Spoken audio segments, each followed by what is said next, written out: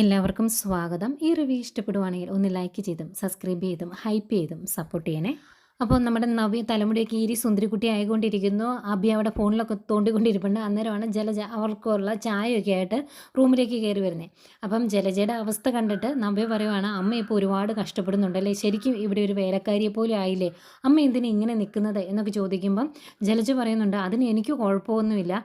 ഈ സമയത്ത് ആദർശ് ജയിലിലായിരിക്കുന്ന ഈ സമയത്ത് അവരോട് ജോലി ചെയ്യാൻ പറയുന്നത് ശരിയല്ലല്ലോ, അതുകൊണ്ട് അവരുടെ കൂടെ നിൽക്കുവാണ് എന്ന് അവർക്ക് തോന്നട്ടെ എന്ന് പറയുമ്പം അബി പറയുന്നുണ്ട്, അത് നല്ലതാമേ, അവരുടെ സങ്കടത്തിൽ നമ്മളും പങ്കുചേരുന്നുണ്ടെന്ന് അവരങ്ങ് വിചാരിച്ചോട്ടെ എന്ന് പറയുമ്പം നവ്യ പറയുന്നുണ്ട്, നമ്മൾ എന്തൊക്കെ അഭിനയിച്ചാലും നമ്മുടെ മനസ്സിൽ സന്തോഷമാണ് എന്നുള്ള കാര്യമൊക്കെ അവർക്കറിയാം, അതുകൊണ്ട് അങ്ങനെ ചെയ്യേണ്ട കാര്യമൊന്നുമില്ല. പിന്നെ നീ ജയിലിലായിരുന്ന സമയത്ത് അങ്ങനെയുള്ള ഔദാര്യങ്ങളൊന്നും അവർ എന്നോടും ചെയ്തിട്ടില്ല എന്ന് പറയും.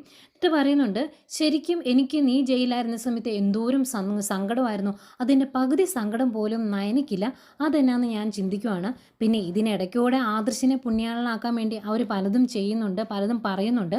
ആ സംസാരമൊക്കെ കേൾക്കുമ്പോൾ എനിക്ക് പലപ്പോഴും തോന്നുക, ഇനി നീയാണോ തെറ്റുകാരൻ, നിൻ്റെ കുഞ്ഞാണോ ചന്തുമോള് എന്ന്, അതുപോലെയൊക്കെ എനിക്ക് തോന്നുന്നുണ്ട് എന്ന് പറയുവാണ്. ഇത് കേൾക്കുന്നതേ അങ്ങ് ഞെട്ടിയിരിക്കുവാണ് അബി. എന്നിട്ട് പയ്യെ ജലജയെ നോക്കും. അന്തേക്കും ജലജ, എന്താ മോളെ നീ ഇങ്ങനെയൊക്കെ സംസാരിക്കുന്നത്, അവൻ അങ്ങനെയൊക്കെ ചെയ്യുമെന്ന് മോൾക്ക് തോന്നുന്നുണ്ടോ എന്ന് ചോദിക്കുന്നു. അന്തേക്കും അബി അവിടെ നിന്ന് എഴുന്നേറ്റിട്ട്, നീ എന്താ ഇങ്ങനെയൊക്കെ സംസാരിക്കുന്നത്, ഞാൻ നിന്നോട് ഇന്നാൾ പറഞ്ഞതല്ലേ ആദർശ തെറ്റുകാരനാണ് എന്ന് അറിഞ്ഞത് അമ്മായിക്ക് ഒട്ടും സഹിക്കാൻ പറ്റിയിട്ടില്ല, അതുകൊണ്ട് തന്നെ അവരെല്ലാവരും എന്നെ തെറ്റുകാരനാക്കാൻ ശ്രമിക്കും, ചിലപ്പം നിന്നെ അത് പറഞ്ഞ് വിശ്വസിപ്പിക്കാൻ ശ്രമിക്കും, അതുപോലെ എന്നെപ്പോലും അങ്ങനെ വിശ്വസിപ്പിക്കാൻ അവർ ശ്രമിക്കുന്നുണ്ട്, ഞാൻ തെറ്റുകാരനാണെന്ന് എല്ലാവരോടും പറയാൻ അവർ ശ്രമിക്കുന്നുണ്ട്, അതുകൊണ്ട് നീ ഇതൊന്നും വിശ്വസിക്കരുത് എന്ന് പറയുവാണ്.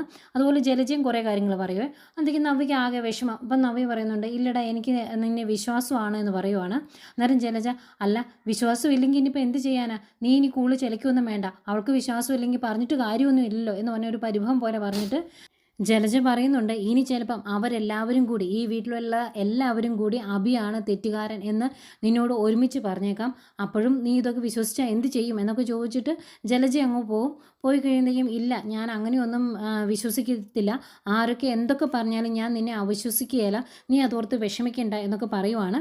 എന്നിട്ട് നബി പറയുന്നുണ്ട്, നീ തെറ്റ് ചെയ്തു എന്ന് പറഞ്ഞ് നീ ജയിലിൽ കിടന്നപ്പം ഇവിടെയുള്ള ആരും നിന്നെ ഒന്ന് പുറത്തിറക്കാൻ പോലും ശ്രമിച്ചില്ല, അതുകൊണ്ട് തന്നെ എനിക്ക് ഈ ഒരു കാര്യത്തിൽ ഭയങ്കര സന്തോഷമുണ്ട്. പിന്നെ നയനയുടെ കാര്യം ഓർക്കുമ്പോൾ എനിക്ക് ചെറിയ വിഷമമുണ്ട്, അവളുടെ വയറ്റിലൊരു കുഞ്ഞുള്ള സമയത്ത് ഇങ്ങനെയൊന്നും സങ്കടപ്പെടാൻ പാടില്ലാത്തതാണ്, പക്ഷേ അവളോടൊരു സഹതാപം കാണിക്കാൻ പോലും എനിക്ക് തോന്നുന്നില്ല, അതാണ് എൻ്റെ മാനസികാവസ്ഥ. ഇത് തന്നെയാണ് നന്ദുവിനോടും എനിക്കുള്ളത്, നന്ദുവും ഇതുപോലെ തന്നെയാണ്, അന്ന് ഞാൻ കരഞ്ഞു പറഞ്ഞിട്ട് അവളെൻ്റെ കണ്ണീര് കണ്ടില്ല, ആ ഒരു വൈരാഗ്യം എൻ്റെ മനസ്സിൽ കിടപ്പുണ്ട് എന്നൊക്കെ പറയുന്നുണ്ട്. അന്തിക്ക് ഇതൊക്കെ കേൾക്കുമ്പോൾ ഭയങ്കര സന്തോഷമാട്ടോ അബിക്ക്, പറഞ്ഞത് അങ്ങ് ഏറ്റല്ലോ എന്നോർത്ത്. പക്ഷെ അപ്പോഴും നബി പറയുന്നുണ്ട്, നീ ജയിലിൽ കിടന്നപ്പോൾ സന്തോഷിച്ചവർക്കുള്ള തിരിച്ചടി എന്ന നിലയിൽ ആദർശ് ജയിലാവുമ്പം നമ്മളെല്ലാവരും സന്തോഷിക്കേണ്ടതാണ്, പക്ഷേ നീയും നിൻ്റെ അമ്മയും എന്താ ഇങ്ങനെ ഒതുങ്ങി പോകുന്നേ എന്ന് എനിക്ക് അറിയത്തില്ല, പണ്ട് അവരുടെ മുമ്പിൽ നിന്ന് സംസാരിക്കുമ്പം നിനക്ക് മാത്രമേ ഒരു പതർച്ച ഉണ്ടായിരുന്നുള്ളൂ, ഇപ്പം നിൻ്റെ അമ്മയും അങ്ങനെ തന്നെയാണ്, നിൻ്റെ അമ്മ എന്തിനേലും പേടിക്കുന്നുണ്ടോ, നിങ്ങൾ രണ്ടുപേരും എന്തിനാണ് അമ്മയെ ഇങ്ങനെ പേടിക്കുന്നത് എന്നൊക്കെ ചോദിക്കുക. അന്നേരം അബി പറയുവാണ്, നിനക്കറിയാമല്ലേ മുത്തശ്ശൻ കഴിഞ്ഞ് കഴിഞ്ഞാൽ ഈ വീടിനെ നിയന്ത്രിക്കുന്ന അമ്മായിയാണ്, അന്നേരം അവരെ എതിർക്കാൻ പോയിട്ടുണ്ടെങ്കിൽ നമുക്ക് ഈ വീട്ടിൽ നിന്ന് പുറത്ത് പോകേണ്ടി വരില്ലേ എന്ന് ചോദിക്കും. അന്നേരം നബി ചോദിക്കും, അങ്ങനെ പുറത്ത് പോകേണ്ടി വന്നാൽ പോകണം, അതിന് നീ എന്തിനാ ഇങ്ങനെ പേടിക്കുന്നത് എന്ന് ചോദിക്കുമ്പം അബി പറയുന്നുണ്ട്, ഇവിടെയുള്ള മൊത്തം ഷെയറിൻ്റെ ഒരു 5% 10% തന്നാൽ പോലും കോടികൾ വരും ആ മുതൽ, അതെല്ലാം കളഞ്ഞിട്ട് നമ്മൾ എന്തിനാ പോകുന്നത്, അതിൻ്റെ ആവശ്യമില്ലല്ലോ, നമുക്കൂടെ അവകാശപ്പെട്ടതല്ലേ ഇത് എന്നൊക്കെ ചോദിക്കുന്നു. അന്നേരം അതിനെപ്പറ്റി ഇങ്ങനെ ചിന്തിച്ചൊക്കെ നിൽക്കുന്നുണ്ട് നവ്യ. പിന്നീട് ആദർശിനെയും നയനയും തന്നെയാണ് കാണിക്കുന്നത്. രണ്ടുപേരും മുറിയിലായതുകൊണ്ട് ഫുൾ ടൈം റൊമാൻസാണ്. കുറച്ച് കാണുമ്പോൾ നമുക്ക് എന്തോ തോന്നും, 1-2 സീനൊക്കെ ആകുമ്പോൾ പ്രശ്നമില്ല. പിന്നെ ആദർശ് പറയുന്നു, നീ എൻ്റെ കൂടെ എപ്പോഴും ഇവിടെ തന്നെ ഇരിക്കണം, ഏതായാലും റൂമിൽ ഇരിക്കാൻ പറ്റുന്ന രീതിയിൽ ഇങ്ങനൊരു അവസ്ഥ ഉണ്ടായത് നന്നായി എന്നൊക്കെ പറയുന്നുണ്ട്. അന്നേരം നയന പറയുന്നുണ്ട്, ആദർശേട്ടൻ ഇവിടെ ഇല്ലാത്ത സമയത്ത് ഞാൻ അനുഭവിച്ച വേദന ചെറുതൊന്നും അല്ലായിരുന്നു എന്ന്. അന്നേരം ആദർശ് പറയും, അവിടെയുള്ള കാര്യങ്ങളൊന്നും ഇവിടെ അറിയാതിരിക്കാൻ അവിടുത്തെ സ്റ്റാഫ് പോലും ശ്രദ്ധിച്ചായിരുന്നു, പിന്നെ ആരാ അങ്ങനെ വിളിച്ചു പറഞ്ഞത് എന്ന് ഇതുവരെ മനസ്സിലായിട്ടില്ല എന്നൊക്കെ ഇങ്ങനെ പറയുന്നുണ്ട്. പിന്നെ ഇതെല്ലാം ചെയ്യിക്കുന്നത് AN ജ്വല്ലറിക്കാരായിരിക്കും എന്നുള്ള രീതിയിൽ എത്തുന്നു ആദർശ്. അങ്ങനെ അവർ സംസാരിച്ചുകൊണ്ട് ഇരിക്കുമ്പോഴത്തേക്കും ഡോറിൽ തട്ടുന്ന ഒച്ച കേൾക്കും. അന്തേക്കും ആദർശ് ബാത്റൂമിൻ്റെ ആ സൈഡിലോട്ട് പോകും കേട്ടോ. അങ്ങനെ നയന് പോയി വാതിൽ തുറക്കുമ്പം ജലജ ചായയായിട്ട് വന്നതാണ്. എന്നിട്ട് ചായ കൊടുക്കും. അന്നേരം ആ ചായ കൈ പിടിച്ചിട്ട് നയന് ചോദിക്കുന്നുണ്ട്, ഇതിനകത്ത് പാലും വെള്ളവും തേയിലയും ഒക്കെയല്ലേ ഉള്ളൂ, വേറെ ഒന്നും ഇല്ലല്ലോ അല്ലേ എന്ന് ചോദിക്കുമ്പോൾ, അതെന്താ മോളെ അങ്ങനെ പറഞ്ഞത്, ഞാൻ അങ്ങനെയൊക്കെ ചെയ്യുമോ? മോൾക്ക് വേണമെങ്കിൽ ഞാൻ 1 മണിക്കൂർ കഴിയുമ്പം പാലൂടെ തിളപ്പിച്ചുകൊണ്ട് തരാം എന്ന് പറയുമ്പം നയന പറയുന്നുണ്ട് അതിൻ്റെ ആവശ്യമില്ല, അതൊക്കെ കറക്റ്റ് സമയത്ത് എൻ്റെ അമ്മ ചെയ്തോളും എന്ന്. അന്നേരം ജലജ പറയുന്നുണ്ട് ഇതെല്ലാം ഞാൻ ചെയ്യണമെന്നാണ് ഏട്ടത്തി പറഞ്ഞേക്കുന്നത്, അതുകൊണ്ടാണ് ഞാൻ പറഞ്ഞത് എന്ന് പറയുമ്പം നയന പറയുന്നുണ്ട് അങ്ങനെ പറഞ്ഞിട്ടുണ്ടെങ്കിൽ അത് ചെയ്യുന്നതാണ് നല്ലത്, അല്ലെങ്കിൽ വീണ്ടും ഈ വീട്ടിൽ ഒരു പൊട്ടിത്തെറി ഉണ്ടാകും എന്ന് പറയുമ്പം ജലജ പറയുന്നുണ്ട് എന്ത് ചെയ്യാനാ, എൻ്റെ മകൻ ഇങ്ങനെയായി പോയില്ലേ എന്നിങ്ങനെ ചോദിക്കുക. എന്നിട്ട് നയന പറയുന്നുണ്ട് അങ്ങനെയായി പോയത് വെറുതെയല്ല, വളർത്തു ദോഷം കൊണ്ടാണ് എന്ന്. അന്നേരം ജലജ പറയുന്നുണ്ട് ശരിയാണ്, അവൻ ഒരാണല്ലേ എനിക്കുണ്ടായിരുന്നുള്ളൂ, അതുകൊണ്ട് അവനെ കുറച്ച് കൂടുതൽ ലാളിച്ചു, അതുകൊണ്ടാണ് അവൻ അങ്ങനെയായി പോയത്. ശരിക്കും അവൻ ഇങ്ങനെയൊക്കെ ചെയ്തതിൻ്റെ പേരിൽ നരകത്തിൽ കിടക്കേണ്ടതാ എന്നൊക്കെ പറയുമ്പോൾ ആരെയാണ് ഉദ്ദേശിച്ചത്, എൻ്റെ ആദർശേട്ടനെയാണോ എന്ന് ചോദിക്കുമ്പോൾ അല്ല, എൻ്റെ മകൻ അബിയുടെ കാര്യം തന്നെയാണ് ഞാൻ പറഞ്ഞത്, അല്ലെങ്കിൽ ആ അനഘ ഈ പരുവത്തിനാക്കുമായിരുന്നു അവൻ എന്നൊക്കെ പറയുന്നുണ്ട്. അന്നേരം ആയിക്കോട്ടെ എന്നാൽ ശരി എന്ന് പറയുവാണ്. ഇതൊക്കെ മനസ്സിലിരുന്നാൽ മതിയെന്നും നയന പറയുന്നുണ്ട്, മനസ്സിൽ കാണണമെന്നും നയന പറയുന്നുണ്ട്. എന്നിട്ട് നയന വാതിലങ്ങ് അടയ്ക്കുന്നു. എന്നിട്ട് ജലജ ഇങ്ങോട്ട് വരുമ്പോൾ ഇങ്ങനെ ആലോചിക്കുവാണ്, ഇവൾക്ക് നേരത്തെ സങ്കടമൊന്നും ഇല്ലേ, ഇനിയിപ്പോൾ ആദർശിനോടുള്ള സ്നേഹം ഇവളുടെ അഭിനയമായിരുന്നോ എന്നൊക്കെ ഇങ്ങനെ ചിന്തിക്കുന്നുണ്ട്. ഏതായാലും വാതിലടച്ചതിന് ശേഷം നല്ല ചൂട് ചായയാണ് എന്ന് പറഞ്ഞാൽ നയന അത് ആദർശിന് കൊടുക്കുന്നു. അന്നേരം ആദർശ് ഇത് നമുക്ക് 2 പേർ കൂടെ കഴിക്കാം എന്ന് പറഞ്ഞാൽ ആദർശ് കഴിക്കുന്നു, പിന്നെ നയനയ്ക്ക് കൊടുക്കുന്നു. അങ്ങനെ 2 പേരൂടെ പങ്കിട്ട് കഴിക്കുവാണ് ആ ചായ. പിന്നെ കാണിക്കുന്ന ഡൈനിങ് ടേബിളിൽ എല്ലാവരും ഇരുന്ന് ഭക്ഷണം കഴിക്കുക കേട്ടോ. വിളമ്പി കൊടുക്കുന്നതും പാചകം ചെയ്യുന്നതുമായിട്ടുള്ള എല്ലാ കാര്യങ്ങളും ഇപ്പം ജലജയാണ് ചെയ്യുന്നത്. അന്നേരം ഭക്ഷണം കഴിച്ചുകൊണ്ടിരിക്കുമ്പോൾ ജയൻ ചോദിക്കുന്നുണ്ട് ഇത് നല്ല ഭക്ഷണമായാലോ, നീ അപ്പം നല്ല ഭക്ഷണമൊക്കെ ഉണ്ടാക്കാൻ തുടങ്ങിയോ എന്ന് ചോദിക്കുമ്പം പിന്നെ നല്ല ഭക്ഷണമേ ഉണ്ടാക്കാവുള്ളൂ എന്ന് ഏട്ടത്തിയുടെ ഓർഡറുണ്ട്, അതുകൊണ്ടാണ് എന്ന് പറയും. അന്നേരം ഇത് കണ്ടുകൊണ്ടിരിക്കുന്ന നവ്യയ്ക്ക് അങ്ങ് ഇഷ്ടപ്പെടുന്നില്ലേ. അപ്പം നവ്യ പറയുന്നുണ്ട് അമ്മ ഇതെല്ലാം ചെയ്യും എന്ന് കരുതി ഒരാളെ കൊണ്ട് മാത്രം ഇങ്ങനെ ചെയ്യിക്കുന്നത് ശരിയായ കാര്യമൊന്നുമല്ല, അമ്മ ഇവിടെ ആരുടെയും അടിമയല്ല, ഒരാൾക്ക് ദോശയാണെങ്കിൽ ഒരാൾക്ക് ഇഡ്ഡലി, ആ രീതിയിലാണ് ഉണ്ടാക്കിക്കുന്നത്, അതിൻ്റെ ആവശ്യമുണ്ടോ എന്നൊക്കെ ചോദിക്കുവാണ് നവ്യ.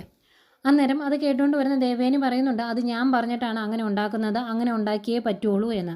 അന്നേരം അതിന് എനിക്ക് കുഴപ്പമൊന്നുമില്ല ഏട്ടത്തി എന്ന് ജലജ പറയുമ്പം നവ്യ പറയുന്നുണ്ട് അമ്മ ശരിക്കും ആരെങ്കിലും പേടിക്കുന്നുണ്ടോ, അമ്മയ്ക്ക് ഈ ജോലിയൊന്നും അത്ര ഇഷ്ടമുള്ള കാര്യമൊന്നുമില്ല, ഇത് ശരിക്കും അമ്മായിയെ പേടിച്ചിട്ട് ചെയ്യുന്ന പോലെയാണ് എനിക്ക് തോന്നുന്നത്, അമ്മായി അമ്മേനെ ബ്ലാക്ക് മെയിൽ ചെയ്യുന്ന പോലെയൊക്കെ എനിക്ക് തോന്നുവാണ് എന്ന് പറയുമ്പം ദേവേനി പറയുന്നുണ്ട് അങ്ങനെ തോന്നുവാണെങ്കിൽ തോന്നിക്കോ, എനിക്ക് ഒരു പ്രശ്നവുമില്ല, ഒരാൾ വേറൊരാളെ ബ്ലാക്ക് മെയിൽ ചെയ്യുമ്പോൾ അയാൾ കീഴടങ്ങി തരുന്നുണ്ടെങ്കിൽ അയാളുടെ ഭാഗത്ത് തെറ്റുണ്ട് എന്നല്ലേ ചിന്തിക്കേണ്ടത്, അത് അങ്ങനെ അങ്ങ് ചിന്തിച്ചാൽ മതി എന്ന് ദേവേനി പറയുന്നുണ്ട്. അന്നേരം നവ്യ പറയുന്നുണ്ട് ഇവിടെയുള്ള ആൾക്കാരുടെ സ്വഭാവമൊന്നും എനിക്ക് മനസ്സിലാകുന്നില്ല, ഇവിടെ ഒരാൾ ജയിലിൽ കിടക്കുവാണ്, പക്ഷേ ഈ ആദ്യത്തെ ദിവസം ഉണ്ടായിരുന്ന സങ്കടമൊന്നും ആരുടെയും മുഖത്തില്ല, അങ്ങനെ ഒരാൾ ജയിലിൽ കിടപ്പുണ്ടെന്ന് പോലും ഇവിടെയുള്ളവർ മറന്നുപോയെന്നാണ് എനിക്ക് തോന്നുന്നത് എന്നൊക്കെ നവ്യ പറയുമ്പം ജയം പറയുന്നുണ്ട് അങ്ങനത്തെ സങ്കടമൊക്കെ ഞങ്ങളുടെ മനസ്സിലുണ്ട്, പക്ഷേ അതെല്ലാം മനസ്സിൽ വെച്ച് മുന്നോട്ട് പോകുന്നത് കുടുംബവും ബിസിനസ്സും ഒക്കെ നേരാവണ്ണം മുന്നോട്ട് പോകാൻ വേണ്ടിയാണ് എന്നൊക്കെ പറയുവാണ്. അന്നേരവും നവ്യയ്ക്ക് ആകെ വിഷമാട്ടോ, ഇതൊക്കെ എന്താ ഇവിടെ സംഭവിക്കുന്നതെന്ന് എനിക്കറിയത്തില്ല, അമ്മയ്ക്ക് ഇഷ്ടമില്ലാത്ത ജോലി അമ്മയെക്കൊണ്ട് എല്ലാവരുടെ നിർബന്ധിച്ച് ചെയ്യിപ്പിക്കുന്നതായിട്ട് എനിക്ക് തോന്നുവാണ് എന്ന് പറയുമ്പം അഭി പറയുന്നുണ്ട് അങ്ങനെയൊന്നുമില്ല, അമ്മയ്ക്ക് അങ്ങനത്തെ ജോലിയൊക്കെ എടുക്കാൻ ഇപ്പോൾ ഇഷ്ടമാണ്, നീ വെറുതെ ആ രീതി സംസാരിക്കേണ്ട എന്ന് പറയുന്നു. അന്നേരം ജയനും പറയുന്നുണ്ട് അതെ, ഒരാൾ പറയുന്ന കാര്യങ്ങൾ എല്ലാം വേറൊരാൾ അനുസരിക്കണമെങ്കിൽ അവരുടെ ഭാഗത്ത് തെറ്റുണ്ട് എന്ന് അവർക്ക് തോന്നി തുടങ്ങിയതുകൊണ്ടാവും, അതിനുള്ള ശിക്ഷയായിട്ട് ഇതങ്ങ് കൂട്ടിയാൽ മതി എന്ന് പറയുമ്പോഴേക്കും നവ്യ പറയുക അങ്ങനെ ശിക്ഷ കിട്ടാനാണെങ്കിൽ ഇവിടെ ശിക്ഷ കിട്ടേണ്ട വേറെ ആളുണ്ടായിരുന്നു, അതൊന്നും നിങ്ങൾക്ക് ഓർമ്മയില്ലേ എന്നൊക്കെ ചോദിക്കുന്നു. അപ്പോഴത്തേക്കും ജലജ ആ സംസാരം അവിടെ അങ്ങ് തീർക്കാൻ വേണ്ടി പറയുവാണ് എനിക്കിവിടെ ഭക്ഷണം ഉണ്ടാക്കുന്നതിനും വിളമ്പി കൊടുക്കുന്നതിനും ഒരു പ്രശ്നവുമില്ല, അതൊക്കെ എനിക്ക് ഭയങ്കര ഇഷ്ടമുള്ള കാര്യമാണ്, പിന്നെ ഏട്ടത്തി എൻ്റെ കൂടെ വാ, ഏട്ടത്തിക്കും നയനിക്കുമുള്ള ഫുഡ് ഞാൻ എടുത്ത് തരാം എന്ന് പറഞ്ഞ് ഭയങ്കര സ്നേഹത്തോടെ അങ്ങ് വിളിച്ചുകൊണ്ട് പോവുക. എന്നിട്ട് ഇത് കാണുന്ന നവ്യ അബിയോട് ചോദിക്കുന്നുണ്ട് ഇത് എന്നതാണ് ഇവിടെ നടക്കുന്നത്, എനിക്ക് മനസ്സിലാകുന്നില്ല എന്ന്. അന്നേരം ജാനകി പറയുന്നുണ്ട് എന്തോ കാര്യമായിട്ട് സംഭവിച്ചിട്ടുണ്ട്, അത് ഞാനും കുറച്ച് ദിവസമായിട്ട് ശ്രദ്ധിക്കുന്നുണ്ട്, അല്ലെങ്കിൽ ജലജ ഈ രീതിയിൽ ഒതുങ്ങത്തൊന്നുമില്ല എന്ന് പറയുക കേട്ടോ. പിന്നെയും കാണിക്കുന്ന ആദർശിനെയും നയനയും തന്നെയാണ്. ആദർശ് കുളിയെല്ലാം കഴിഞ്ഞു വന്നു, അപ്പോഴത്തേക്കും ആദർശിനെ വിശക്കാൻ തുടങ്ങി, ഫുഡിങ് വരണമല്ലോ, ഫുഡിൻ്റെ മണമൊക്കെ താഴേന്ന് വരുന്നുണ്ട്. അന്നേരം ആദർശ് പറയുന്നുണ്ട് എനിക്ക് നന്നായിട്ട് വിശന്ന് തുടങ്ങി കേട്ടോ, ഫുഡിങ് എത്തിയില്ലേ എന്ന്. അന്നേരം നയന പറയും താഴേന്ന് ഫുഡിൻ്റെ മണമൊക്കെ വരുന്നുണ്ടല്ലേ, അന്നേരം വിശക്കും എന്ന് പറയുവാണ്. ഏതായാലും അമ്മ കൊണ്ടുവരും എന്നിങ്ങനെ പറഞ്ഞിരിക്കുമ്പോഴേക്കും ദേവയാനി ഡോറി മുട്ടും, തുറന്ന് കഴിയുമ്പം 2 പേർക്കുള്ള ഫുഡ് കൊണ്ടുവയ്ക്കുവാണ്. എന്നിട്ട് പറയും എനിക്കും മോൾക്കുവാന്ന് പറഞ്ഞാണ് ഞാൻ എടുത്തുകൊണ്ട് വന്നത്, തൽക്കാലം നിങ്ങൾ 2 പേരും കഴിച്ചോ എന്ന് പറയുക. അന്നേരം നയന പറയുന്നുണ്ട് ഇവിടെ ഒരാൾക്ക് വിശക്കുവാണ് എന്ന് പറഞ്ഞിരിക്കുമായിരുന്നു എന്ന്. അന്നേരം ദേവേനെ പറയും എനിക്കത് മനസ്സിലായി, അതുകൊണ്ടാണ് ഞാൻ ഇങ്ങോട്ട് എടുത്തുകൊണ്ട് വന്നത്, ഞാൻ താഴെ പോയി കഴിച്ചോളാം എന്ന് പറയും. അന്നേരം അയ്യോ അമ്മയ്ക്കുള്ള ഫുഡ് ഇങ്ങോട്ട് എടുത്തുകൊണ്ട് വന്നില്ലേ എന്ന് ചോദിക്കുമ്പം ഇല്ല താഴെ വേറെ ഫുഡുണ്ട് ഞാൻ കഴിച്ചോളാം എന്ന് പറയുവാണ്. പിന്നെ താഴത്തെ പ്രകടനത്തെ പറ്റിയൊക്കെ പറയുന്നുണ്ട് ദേവയാനി. ജലജ ഇപ്പോൾ ഒതുങ്ങി നിൽക്കുന്നത് കാര്യങ്ങളൊക്കെ അവളോട് പറഞ്ഞതുകൊണ്ടാണ് എന്ന് പറയുമ്പം നയന പറയുവാണ്, അമ്മ ഇത്രയും പെട്ടെന്ന് ഈ കാര്യങ്ങളൊക്കെ അപ്പച്ചിയോട് പറയുമെന്ന് ഞാൻ വിചാരിച്ചില്ല എന്ന്. ഒരു വർഷം മുന്നോട്ട് കൊണ്ടുപോകാം എന്നാണ് ഓർത്തിരുന്നത്. അത് നേരത്തെ പറഞ്ഞതിൻ്റെ ഒരു വിഷമം നയനയ്ക്ക്. അന്നേരം ദേവയാനി പറയുന്നുണ്ട്, ഇവൻ ജയിലിലാണെന്നും നന്ദുവിന് ആക്സിഡൻ്റ് ഉണ്ടായി എന്നും അറിഞ്ഞപ്പം അവൾ ഒരുപാട് സന്തോഷിച്ചു. അത് മോളോട് വന്ന് പറഞ്ഞ് അവൾ ആഹ്ലാദിക്കുമായിരുന്നു. മോളുടെ വയറ്റിലെ കുഞ്ഞ് പോകണമെന്നായിരുന്നു അമ്മയ്ക്കും മോനും ആഗ്രഹം. അതിനു വേണ്ടിയാണ് അവർ അങ്ങനെയൊക്കെ ചെയ്തത്. അപ്പോൾ പിന്നെ അത് കണ്ടുകൊണ്ട് നിൽക്കാൻ എന്നെക്കൊണ്ട് സാധിക്കില്ല, അതുകൊണ്ടാണ് ഞാനെല്ലാം തുറന്നു പറഞ്ഞത് എന്ന് പറയുന്നുണ്ട്. എന്നിട്ട് ദേവേനെ അതിൻ്റെ കൂടെ പറയുന്നുണ്ട്, ജലജയും അഭിയും അങ്ങനെ ആഗ്രഹിക്കുന്നു പോട്ടെ എന്ന് വെക്കാം, പക്ഷേ മോളുടെ ചേച്ചി പോലും അങ്ങനെ ആഗ്രഹിച്ചു, അതാണ് എനിക്ക് സങ്കടം വന്നത് എന്ന് പറയുമ്പം നയന പറയുക, ചേച്ചിക്ക് സത്യമൊന്നും അറിയത്തില്ലല്ലോ അമ്മേ, അതുകൊണ്ടല്ലേ എന്ന്. അന്നേരം ദേവേനി പറയും, അതൊക്കെ ശരിയാണ്, പക്ഷേ അത് കണ്ടുകൊണ്ട് നിൽക്കുന്നത് എനിക്ക് സഹിക്കാൻ പറ്റിയില്ല എന്ന് പറയും. ഏതായാലും രണ്ടുപേരോടും ഫുഡ് കഴിക്കാനൊക്കെ പറഞ്ഞിട്ട് ദേവേനി പുറത്തേക്ക് പോകുന്നു. പോയി കഴിയുമ്പോഴേക്കും രണ്ടുപേരോടും ഒരുമിച്ച് വന്നിരുന്ന് ഫുഡ് കഴിക്കാനായിട്ടിരിക്കുവാണ്. ഈ സമയം നയനയും അഭിയും കൂടെ ഭക്ഷണമൊക്കെ കഴിച്ചിട്ട് റൂമിലേക്ക് വരുക. അപ്പം ജലജയുടെ അവസ്ഥ ഓർത്തിട്ട് നവ്യയ്ക്ക് ഭയങ്കര സങ്കടം. നവ്യ പറയുന്നുണ്ട്, അമ്മ എന്തൊക്കെയോ പേടിച്ച് എല്ലാം അനുസരിക്കുന്ന പോലെയൊക്കെ എനിക്ക് തോന്നുവാണ്, ഇതെന്താ സംഭവം എന്ന് എനിക്ക് മനസ്സിലാകുന്നില്ല എന്നൊക്കെ പറയുമ്പം അഭി ആ ഒരു ചർച്ച അങ്ങ് അവസാനിപ്പിക്കാൻ വേണ്ടി വീണ്ടും നവ്യയോട് പറയുവാണ്, ആദർശ് ജയിലിൽ കിടക്കുന്നതിൻ്റെ സങ്കടമാണ് അവർ ഈ കാണിക്കുന്നത് മൊത്തം. ഏതായാലും ഇവിടുത്തെ നിയമം പോലെയൊന്നും അല്ല അവിടുത്തെ നിയമം, അതുകൊണ്ട് അവന് ഉടനെ ഒന്നും പുറത്തേക്ക് വരില്ല എന്നൊക്കെ പറയുമ്പോൾ നവ്യ പറയുന്നുണ്ട്, എനിക്ക് ശരിക്കും അവിടെ പോയി അയാളുടെ ആ അവസ്ഥ കാണണമെന്ന് ആഗ്രഹം ഉണ്ടായിരുന്നു. നീ ജയിലിൽ കിടന്നപ്പം ആ ഒരു അവസ്ഥ ഞാൻ കണ്ടതാണ്, എൻ്റെ മനസ്സിൽ നിന്ന് അത് മായുന്നില്ല. അവിടെ ചെന്ന് ഇത് കാണാൻ പറ്റില്ലല്ലോ എന്നൊരു വിഷമം എനിക്കുള്ളൂ എന്നൊക്കെ പറയുമ്പം അഭി പറയുന്നുണ്ട്, ഉടനെയൊന്നും അവൻ ഇങ്ങോട്ട് വരുമെന്ന് തോന്നുന്നില്ല എന്ന്.